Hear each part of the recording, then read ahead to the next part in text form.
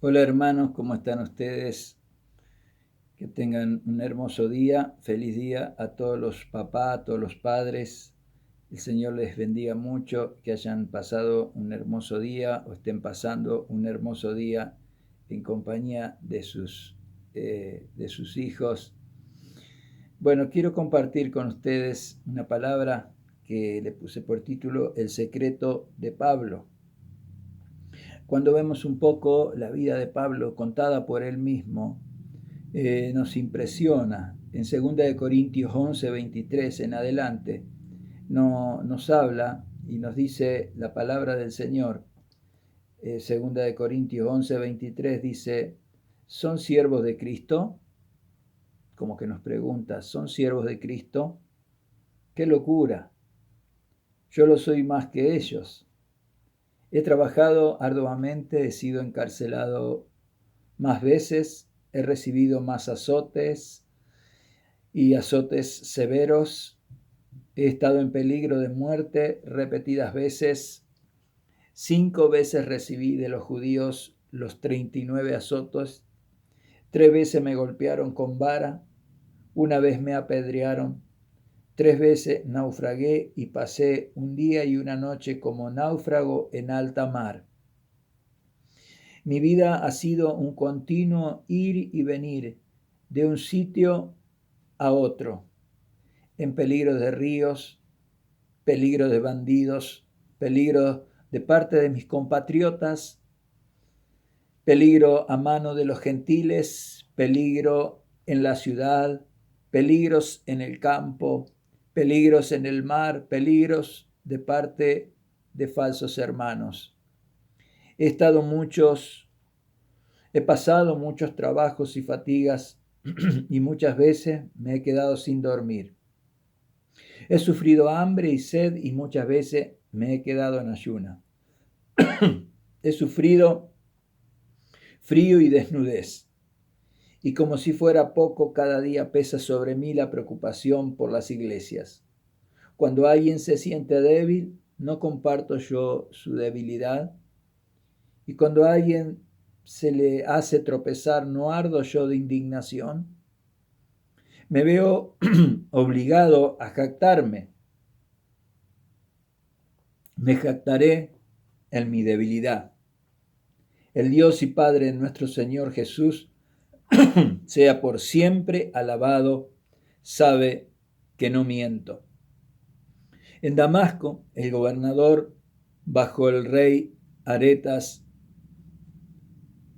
mandó que se vigilara la ciudad con el fin de arrestarme. Pero me bajaron en un canasto por una ventana de la muralla y así escapé de las manos del gobernador. Cuánta historia, cuánto sufrimiento, cuántas cosas difíciles ha atravesado este hombre o esta persona o este cristiano o seguidor de Jesucristo, ¿no? Pareciera ser como que si leemos sin saber que es el apóstol Pablo, podríamos decir en nuestro estilo, pero este hombre tiene que entregarse a Dios.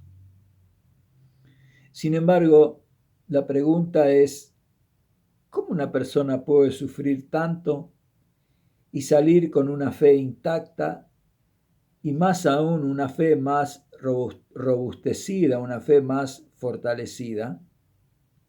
Ahora, el secreto lo encontramos en Gálatas 2:20, donde dice, con Cristo estoy juntamente crucificado, y ya no vivo yo, mas vive Cristo en mí, y lo que ahora lo vivo en la carne, lo vivo en la fe del Hijo de Dios, el cual me amó y se entregó a sí mismo por mí.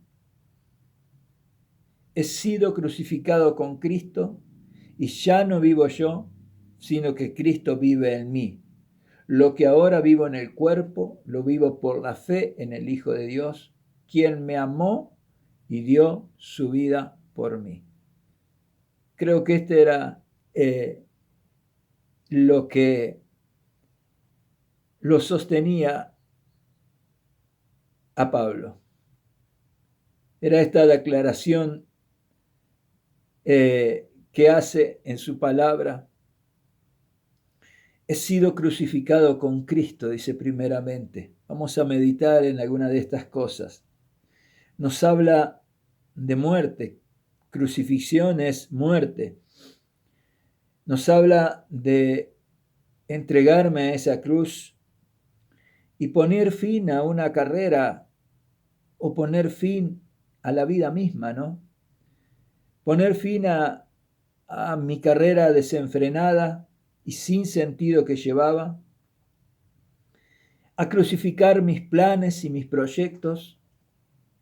Es un fin a una vida haciendo mi propia voluntad.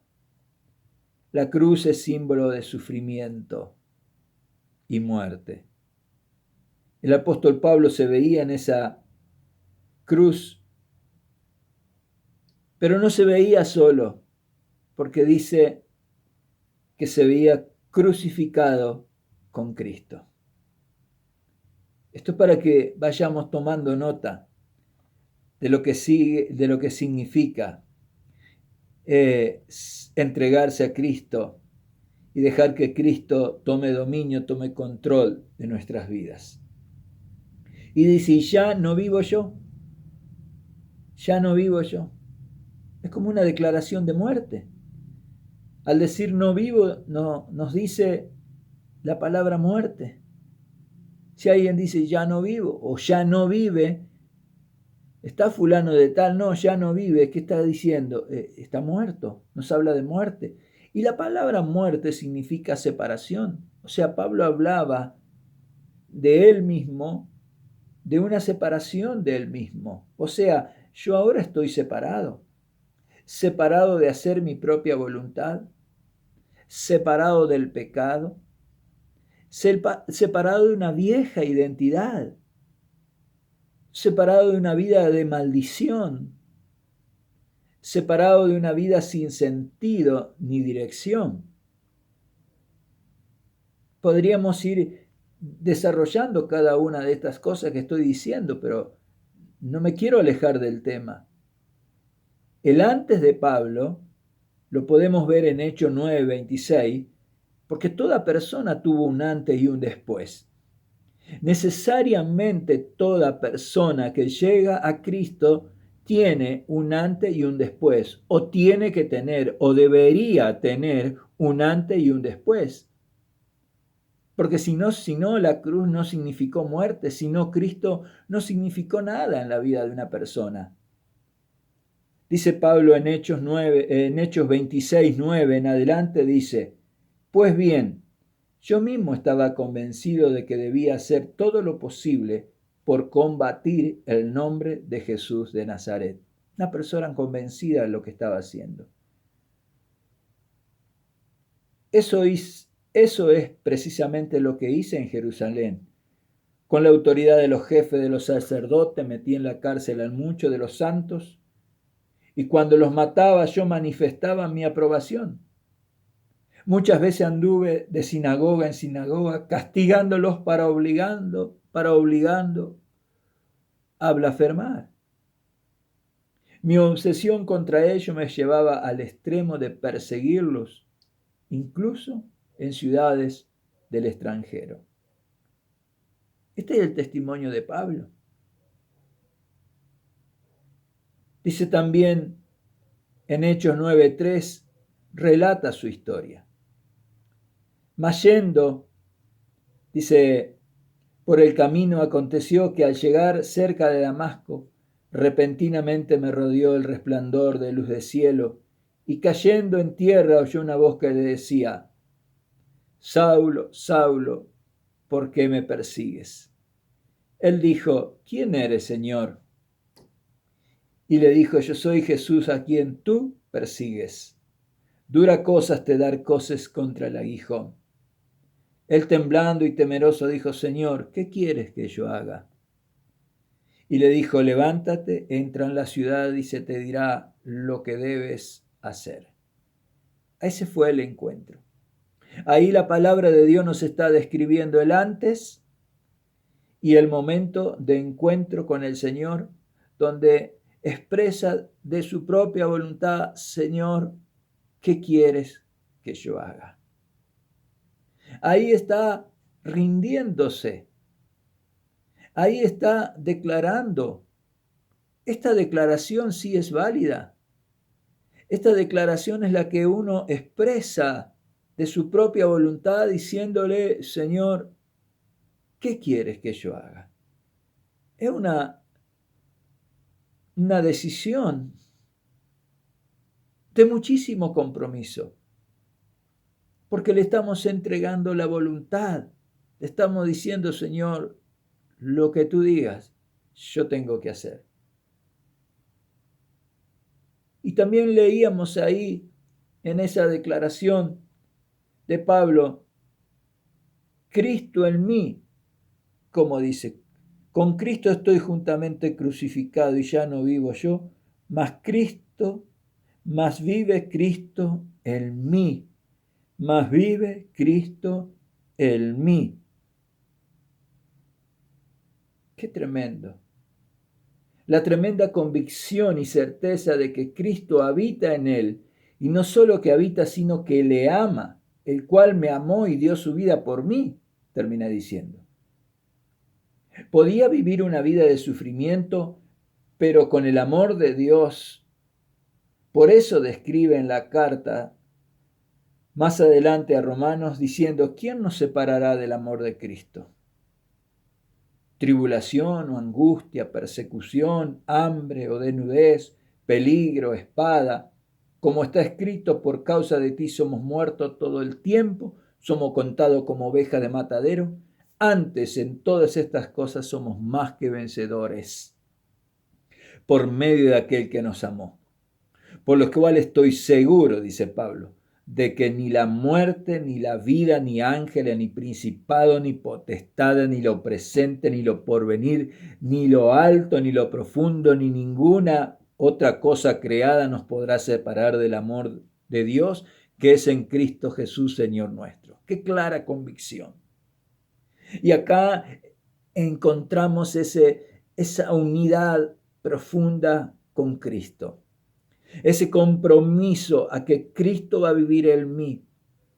Y hay un cambio, hay una transformación, hay un separarse de tantas cosas. Nos debemos separar del mundo, nos debemos separar de nuestras andanzas, de nuestras acciones. Aquel que se va a acercar a Dios tiene que acercarse sabiendo que tiene que perder, necesariamente tiene que dejar cosas, porque la vida de Dios no es compatible con la vida mundana, pecadora, que nosotros queremos llevar o que venimos llevando. No alcanzó con decir: bueno, Pablo podría haber dicho: bueno, antes perseguía a toda la iglesia, ahora de vez en cuando persigo a alguno y lo mato. No. Fue un dejar, fue un cortar para terminar con algo, fue un separarse. Ese es el verdadero sentido del bautismo en agua. Cuando en Romanos, que siempre digo lo mismo, este pasaje de Romanos capítulo 6 es trascendente para nuestras vidas. Dice: ¿qué concluiremos? ¿Vamos a persistir en el pecado para que la gracia abunde? De ninguna manera, dice. Nosotros hemos muerto al pecado. ¿Cómo seguiremos viviendo en él? ¿Acaso no saben ustedes que todo lo que fuimos bautizados para unirnos con Cristo, en realidad fuimos bautizados para participar en su muerte?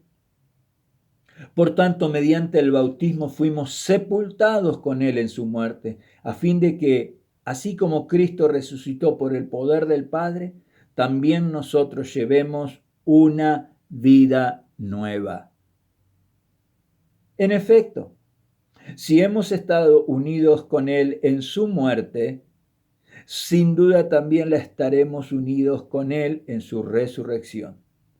Sabemos que nuestra vieja naturaleza fue crucificada para que nuestro cuerpo pecaminoso perdiera su poder, de modo que ya no siguiéramos siendo esclavos del pecado, porque el que muere queda liberado, queda separado del pecado. Ahora bien, si hemos muerto con Cristo, confiamos que también viviremos con Él, pues sabemos que Cristo, por haber sido levantado de entre los muertos, ya no puede volver a morir. La muerte no tiene dominio sobre Él. En cuanto a su muerte, murió el pecado una vez y para siempre, y en cuanto a la vida, vive para Dios, dice la palabra. O sea, acá vemos claramente que el bautismo en agua marca un antes y un después. Debemos mirarlos con fe. Cierto día un hermano dijo, y a veces lo repito y lo repito en todos los bautismos, señalando el agua, este hermano dijo, esta es tu tumba. ¿Cuánta razón hay en esto? En esa agua queda sepultada toda nuestra vieja vida. Queda sepultado ese viejo hombre. Queda separado de nosotros esa vida pecaminosa. Aquel que se va a bautizar tiene que saber que en esas aguas queda separado de toda actitud egoísta, rebelde, orgullosa, y está dispuesto a abrazar una nueva vida en Cristo Jesús, para vivir cada día con Cristo, en Cristo, agradando a Cristo. También escuché hace varios años atrás a un pastor de la India que visitó aquí Argentina y que contó cómo hacen los bautismos allá. Y dice que la iglesia se pone de un lado de la ribera del río y las personas que se van a bautizar quedan del otro lado de la ribera del río. Y a medida que se van pasando, son bautizados y se van añadiendo al grupo de la iglesia que está del otro lado de la ribera. Qué maravilloso, representa una verdad espiritual. Somos trasladados del reino de las tinieblas al reino de su amado Hijo.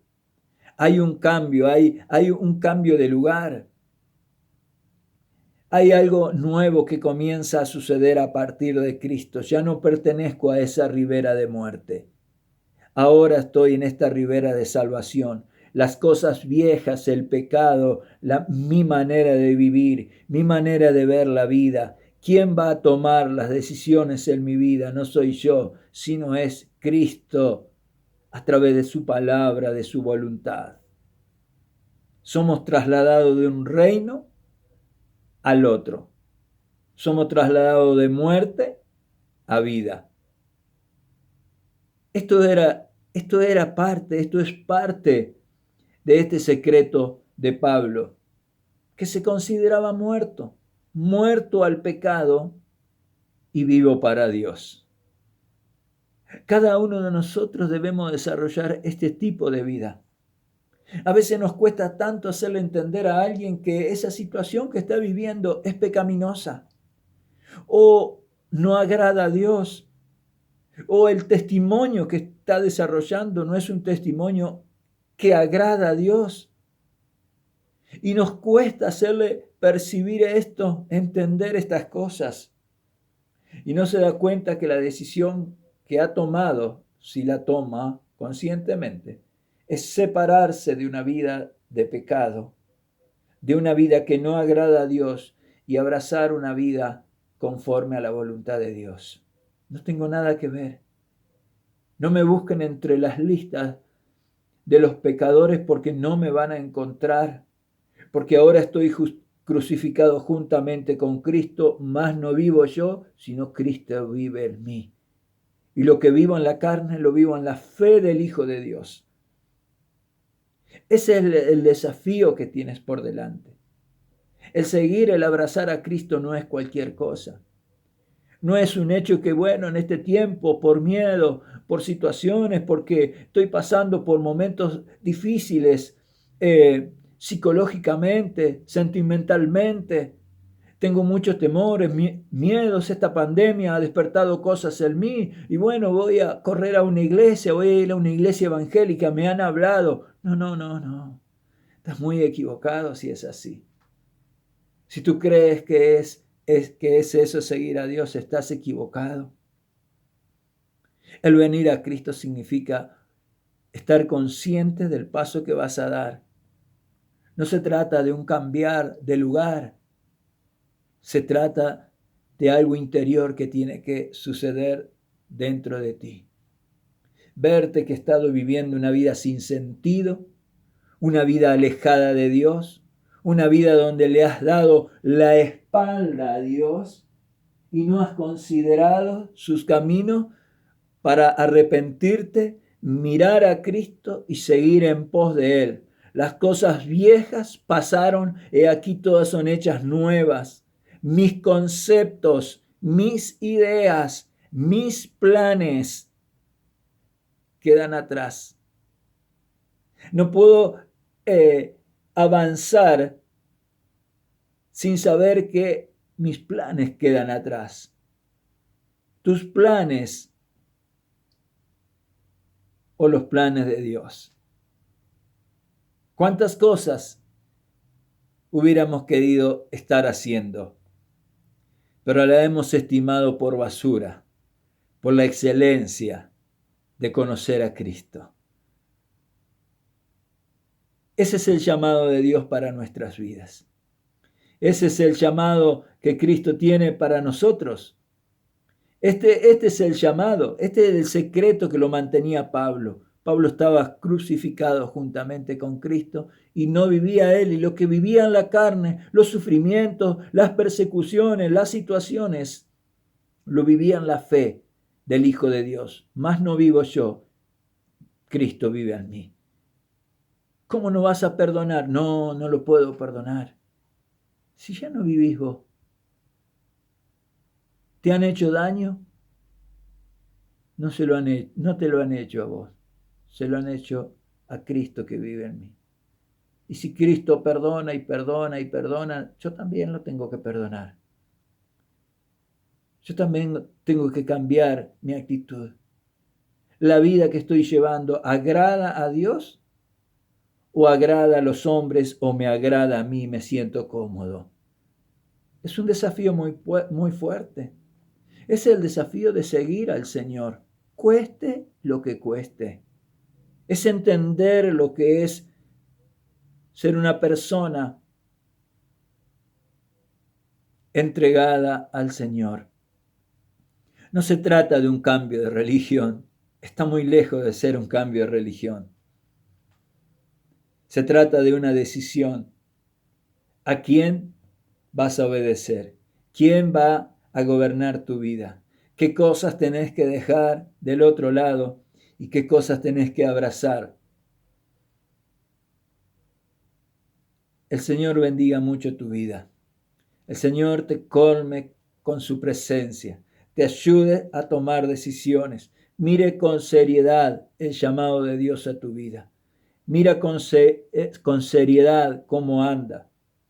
No como circular en oscuridad o en tinieblas, sino andando a la luz de Dios. El Señor bendiga ricamente tu vida y te llene de completa bendición al andar en su presencia. Gloria al Señor.